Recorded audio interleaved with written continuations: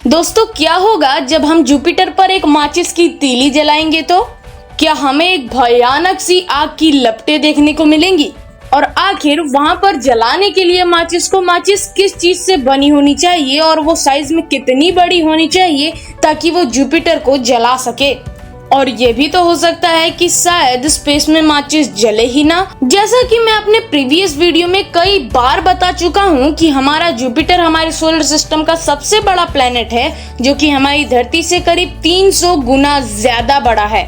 लेकिन ये हमारे प्लेनेट अर्थ से काफी कम घना है और इस पर कोई भी हार्ड सरफेस नहीं है, इसीलिए पूरी तरह से गैस का बना हुआ है। और इस गैसियस जाइंट में 90% हिस्सा हाइड्रोजन का है। अब इतनी भारी मात्रा में हाइड्रोजन होने की वजह से ये कितना ज्यादा फ्लेमेबल होगा, ये आप अंदाजा लगा सकते हैं। तो चलिए अपनी माचिस को लेकर चलते हैं अपने जुपिटर के पास। तो जलाइए माचिस को। अरे ये क्या, माचिस जली नहीं रही? देखिए, जब आप धरती पर माचिस को जलाते हैं तो आप कई सारे केमिकल रिएक्शन की एक चेन शुरू करते हैं, जिससे आखिर में जाकर आग जलती है। जब आप इस रेड पार्ट पर माचिस की तीली को घिसते हैं तो इसकी वजह से फ्रिक्शन होता है और फ्रिक्शन की वजह से रेड फास्फोरस व्हाइट फास्फोरस में बदल जाता है, जो कि एटमॉस्फेयर में मौजूद ऑक्सीजन से केमिकल रिएक्शन कर आग को जला देता है। इसका मतलब हमें माचिस की तीली को जलाने के लिए ऑक्सीजन की जरूरत पड़ेगी, जो कि हमारे एटमॉस्फेयर में तो है लेकिन जुपिटर के पास नहीं है। तो इसीलिए आपको अपनी माचिस की तीली में थोड़े चेंजेस तो करने पड़ेंगे।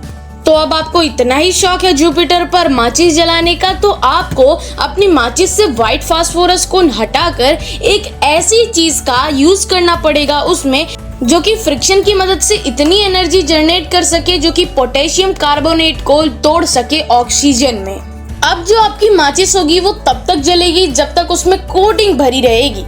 जितनी कोटिंग आपने की होगी उतनी देर तक माचिस जलेगी, ये ऑब्वियस सी बात है। लेकिन एक माचिस की तीली आपको उतना ऑक्सीजन प्रोवाइड नहीं कर सकती जिससे आप पूरे जुपिटर को जला दें।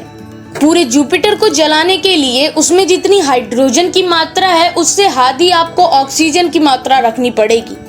अब बेशक ऑक्सीजन के मॉलिक्यूल हाइड्रोजन के मॉलिक्यूल से काफी ज्यादा भारी होते हैं, इसीलिए जितने ऑक्सीजन की हमें जरूरत पड़ेगी वो जुपिटर के भार से भी 6 गुना ज्यादा होगा।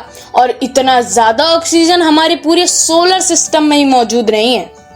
आपका दिल तोड़ने के लिए माफी चाहूंगा, लेकिन आपकी तो बस की नहीं है इवन पूरे जुपिटर को जलाना। यस, अगर आप दूसरी तरकीब के बारे में सोच रहे हैं तो मैं आपको बता दूं कि इससे बड़ा धमाका हो चुका है जुपिटर पर, जिसकी वजह से पूरा जुपिटर ही जल जाना चाहिए था, फिर भी एक चिंगारी भी नहीं उठी। 1994 में शूमेकर लीवी नाम का एक एस्ट्रॉइड जाकर जुपिटर से टकरा गया था और ये इतना ज्यादा बड़ा था कि जब ये जुपिटर के करीब पहुंचा तो कई टुकड़ों में बट गया, लेकिन फिर भी इसके कई सारे हिस्से 1 किलोमीटर के डायमीटर से भी ज्यादा बड़े थे।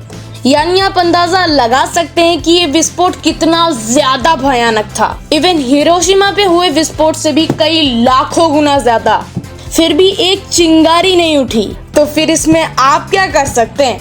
वीडियो देखने के लिए आपका बहुत बहुत शुक्रिया, लेकिन अभी भी अगर तबाही देखना चाहते हैं तो ये देख लीजिए ना, क्या हो जब यूरेनस धरती से टकरा जाए। मैं मिलता हूँ आपसे किसी और वीडियो में किसी और नए मजेदार टॉपिक के साथ। तब तक के लिए जय हिंद।